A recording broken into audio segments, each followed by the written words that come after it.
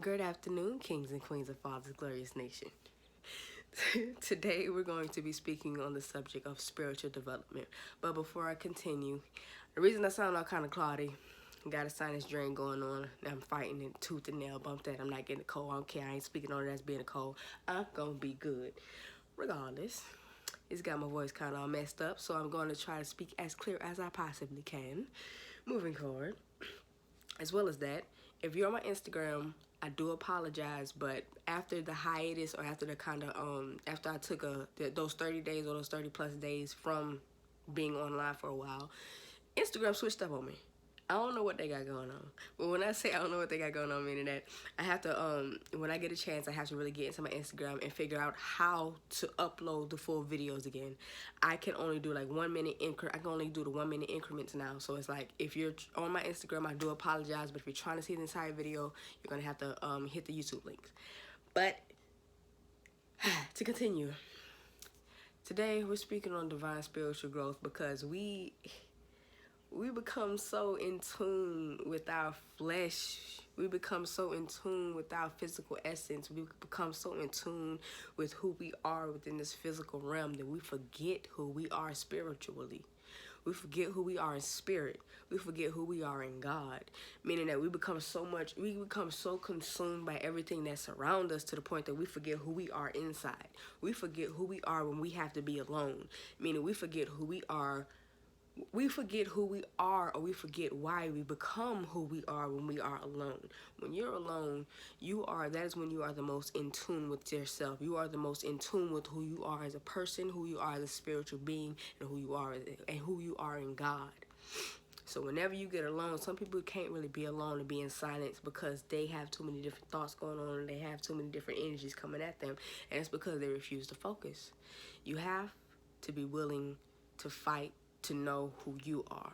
You have to be willing to fight to know who you are alone. You have to know who you are in God. You have to know who you are spiritually, because you have to realize this flesh, these vessels, these physical beings, they are going to rot and die away with this earth.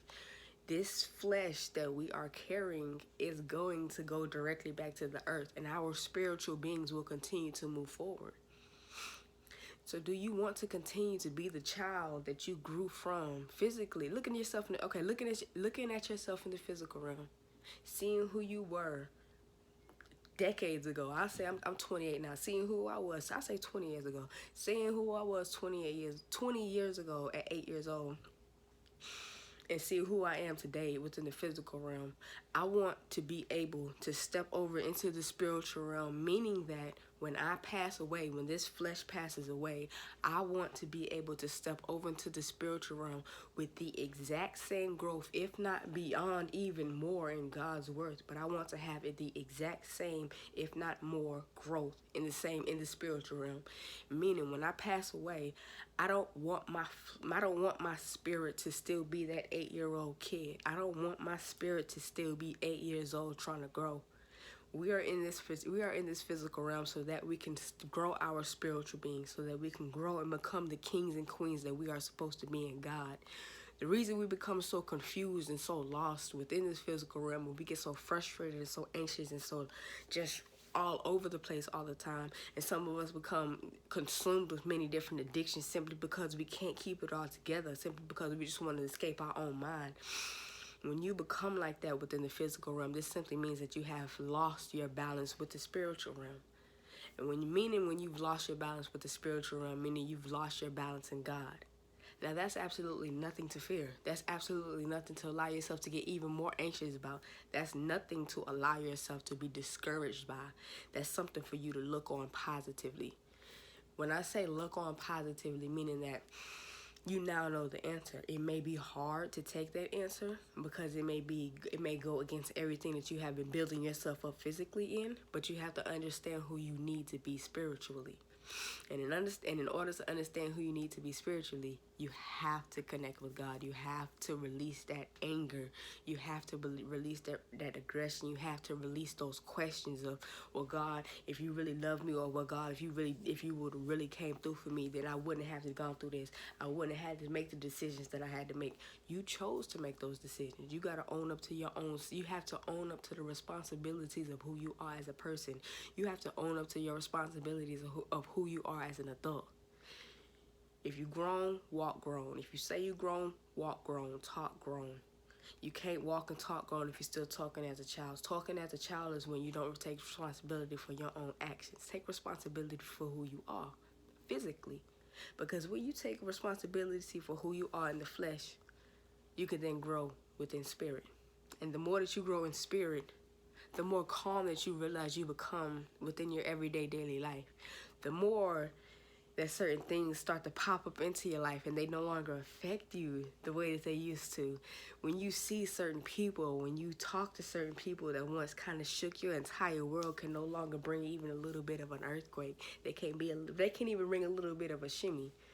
When you grow, when you have the courage to allow yourself to realize that you are more than just a physical being, when you allow yourself to realize that you are more in God than you could ever be within this world, you begin to find peace. You begin to realize why certain things happen. You begin to realize why you have to go through certain things, why you have to endure certain trials and tribulations. One thing that I've learned, and one thing that I'm honestly still in the process of learning, is being still and being patient and learning God's process.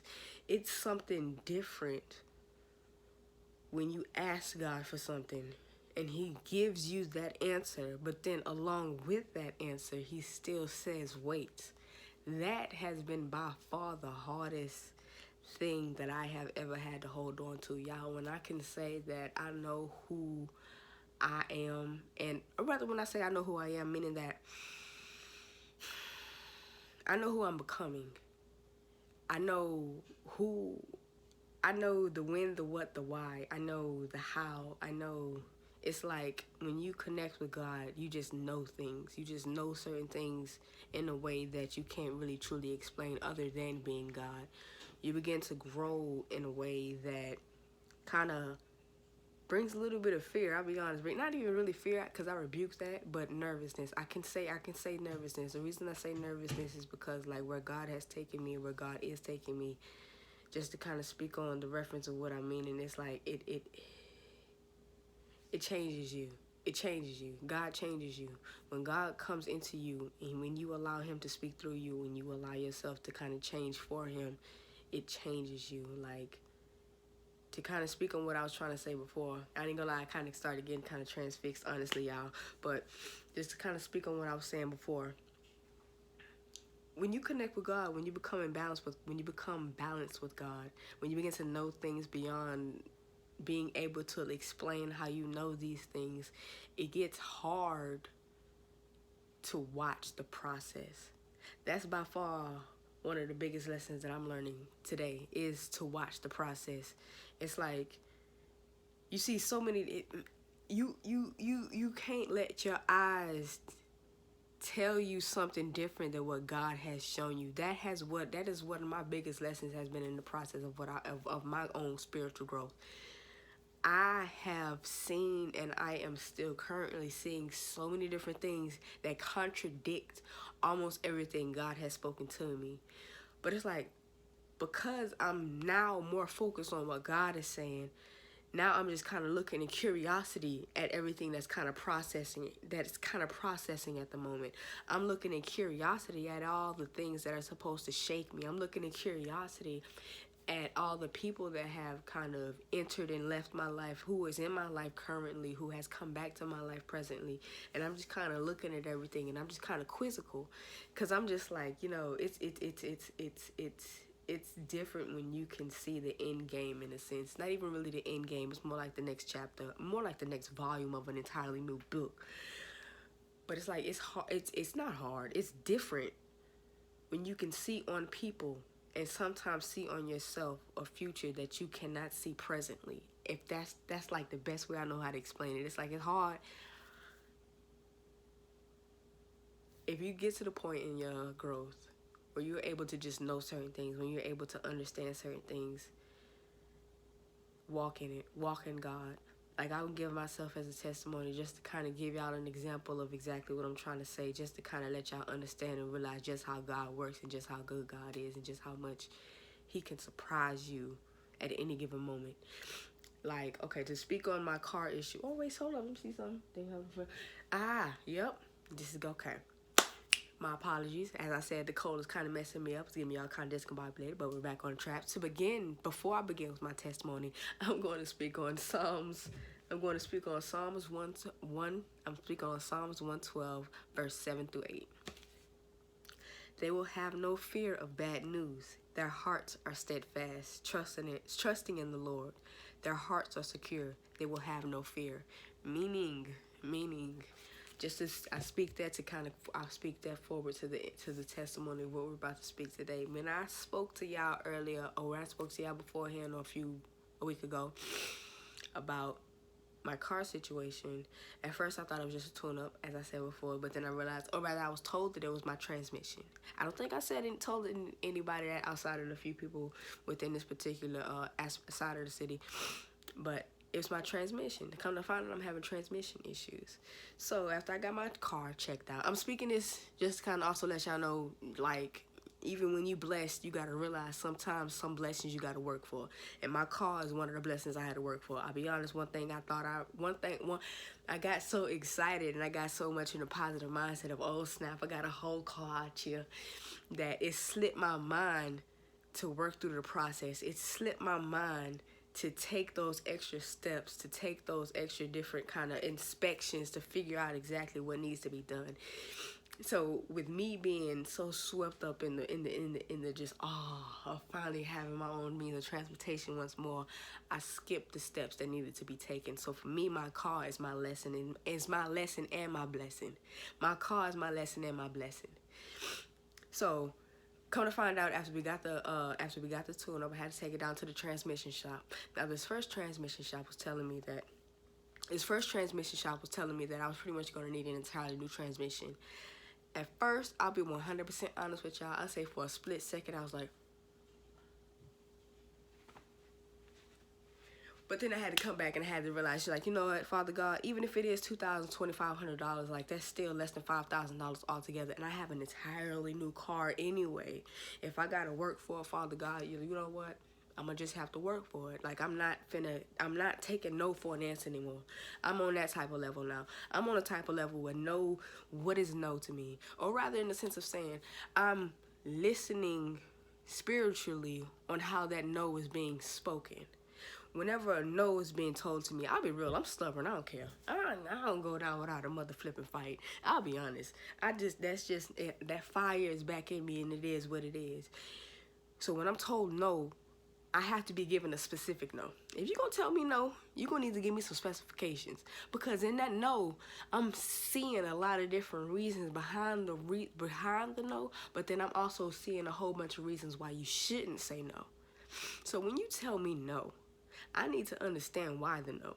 So when when I went out to the transmission shop, he told me that I was going to need an entirely new transmission. He told me that it's going to be at least at the minimum $2,000. So in my mind, that went to a no, you can't have your car. I'll be honest. That went to a split second, no, you can't have your car.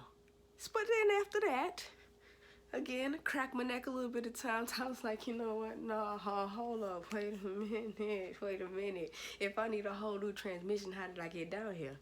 Now, understand, I don't know nothing about cars. Like, I mean, if you got a bad transmission, I'm pretty sure you can drive anyway. Anyway, I looked at that no as a questionable no. I looked at that no in a way of, like, okay, if you're saying no, what specifically is the reason what is specifically the reason why I need an entirely new transmission? What is specifically the reason? What is specifically wrong with my transmission?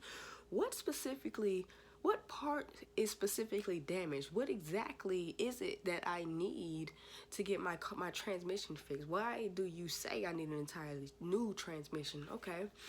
And then as I'm driving home, you said that this is again on transmission stop. As I was driving home, transmission people told me that they put the oil, that I was low on oil on transmission fluid, so they had to refill the transmission fluid. So now I'm doing calculations in my brain. I'll be honest with y'all. I'm at the point in my life now where I'm just doing calculations all the time. I'm praying and I'm thinking, I'm praying and I'm thinking. So I'm like, okay, Father God, on the way home, I said it was about a 7-minute drive.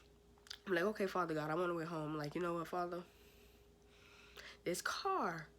And yeah, Father, I know I heard what he was talking about, but this car ain't kicking up like it used to. He said he put oil in it, right? Okay, yeah. He said he put oil in it. Okay, cool. It's not kicking up like it used to anymore. But if it's such a bad transmission where you need a whole new transmission and you just put oil in it and everything moving, good, Father, 2 plus 2 ain't equaling 4 right now, Father God. Like, what exactly? And then I just started praying from that point. Like, I was just like, something ain't sitting right with me about this entire situation. Something ain't sitting right with me. And even now, I'll be honest with y'all, my transmission is still not fixed. But I'm still questioning, like, what exactly is going on with the entire situation. So now I'm looking at it in a spiritual matter. I ain't got nothing against the guy. I ain't got nothing against the transmission shop. None of that. It's whatever. I'm looking at this methodically now. I'm looking at it in a spiritual manner now. I no longer look at problems as what it's I don't look at problems as it's given to me anymore. I try to look behind the problem. I try to look at why this problem was given to me, or how this problem was presented to me, or how I may have created this particular problem. That's the type of mindset I'm in now, and I pray that you reach that particular mindset, because when you can remove emotion from a situation and you put God where that emotion would have been, you see things so much clearly. You begin to see so much more. You begin to understand so much more. You begin to figure out problems more. You begin to figure out your problems easier. You begin to be able to focus better. And as you focus more, you solve more. And as you solve more, you have less to deal with. So I pray that you continue to pray for that particular peace and balance and clarity of mindset and knowledge. There is no knowledge without wisdom. So I pray you wisdom within the knowledge that you obtain. Because when you obtain the wisdom within the knowledge that you have gained, you grow in God so much more exponentially than you could ever do in this physical realm. But I just speak on my transmission issue to say that, to bring it back to Psalms 112, verse 7 through 8, they will have no fear of bad news. Their hearts are steadfast, trusting in the Lord. Their hearts are secure. They will have no fear. And I have no fear. And I have no fear because I have trust in God. I have faith in God. I have reached a point in my life where it's like, what is fear? What is stress? What is worry? I've reached a point in my life where I've been on a steadfast, determined lifestyle switch of thinking only positive. When I say, and I don't mean thinking only positive, like, oh my God, optimistic always. No. My smile is bright, but gosh dang it, that light dims a little bit sometimes. But I just say that to say, I'm like an optimistic realist. I'm an optimistic realist. I look at the bright side of every situation. I understand that there's always negativity within every single situation. When I say I look at the bright side of the situation, that doesn't mean it's the good side. It just means it's probably the better of the two evils type side. Like, yes, I'm having transmission issues, but I still have a car. Like, that's how you look at the positive aspect of it. You don't look at the fact that, dang, I need to get a whole new transmission. I may have to get a whole new transmission, or stressing about, oh, dang, now I got to get a whole new transmission. I may not be able to just get the parts. Like, Lord, Father God, like, I'm not stressing over that. And yes, true enough, I do want to work. I do want to get out there and push my work and push my art. But now that comes back to the mindset of thinking spiritually. Spiritually, in the spiritual realm, what I've realized is that I'm pushing everything that I can in the physical realm. And we are still in a dead season. This means no matter how much I push, it will be in vain. So why overexert myself? So now I found the ability to find balance in resting, relaxing, and then working on the things that I need to work on in God. So I pray that you as well find that, because when you find balance in God, when you find balance within your spiritual being and your physical being, nothing can phase you. Nothing, boo-boo. Nothing can phase you. It's like, you literally become an entirely different person. You literally become an entirely different person. Before I leave, I'll speak on this just to say, just to kind of, because it's something I wanted to speak about a couple of days ago. I forgot what exactly triggered this particular memory or what this particular emotion, but I feel like I need to speak it today. Matter of fact, yes, I was thinking on the reset. God has taken and put an entirely different reset to my life. When I say He's put an entirely different reset to my life, as you can see, I know I ain't spoken them yet. I cut my dreads. I got the rest in the living room. I was gonna bring it out so I could show y'all, but I forgot. It's all good. I'm show y'all next week. Or did I already show y'all? I don't know. Anyway, I cut my dreads, and what I noticed that the length that I cut my dreads was pretty much around the time that I became pregnant with my daughter. And when I became pregnant with my daughter, everything in my entire life changed. The reason everything in my entire life changed was because I was at a point where I gave up on God. I'll be honest. I gave up on God and I gave up on myself. The reason that I gave up on God was because I gave up on myself. I felt that I no longer had the energy to really push to do what I needed. I felt that I tried everything that I could. I think I was only 19 at the time anyway. I felt like I tried everything that I could. I pushed all that I could. I even went back to New York. I even went back to my hometown, or rather to my home state. I even went back to my roots. And it's like everything was still being uprooted at the time. It was like at that particular time, it was almost like, I can't say God abandoned me because of what He did for me, but it's like I felt like I was a lost cause. I'll be honest with y'all. I felt like I was a lost cause, but I was never the type to be bold enough to try to take my own life purposely. So instead of trying to take my life purposely, of course, I dabbled in a lot of drinking, a lot of drugs, and I just tried to take a lot of cocktails of things. And I almost got a DUI speeding through Walmart parking lot one time. That's just to let you know one little smidget of one of the lowest points in my life. Or rather, the lowest point in my life. Yes, that was the lowest point in my life. But moving forward, when I found out that I was pregnant with my daughter, I died in me. I died to my flesh and I was reborn in God. When I say I died to my flesh and I was reborn in God, it took me 7 years to realize just how much I was reborn into God. My daughter's 7 years old now. It took me 7 years. And I say 7 years because it took me year 2020 to realize just how much in God I was, just how much God was trying to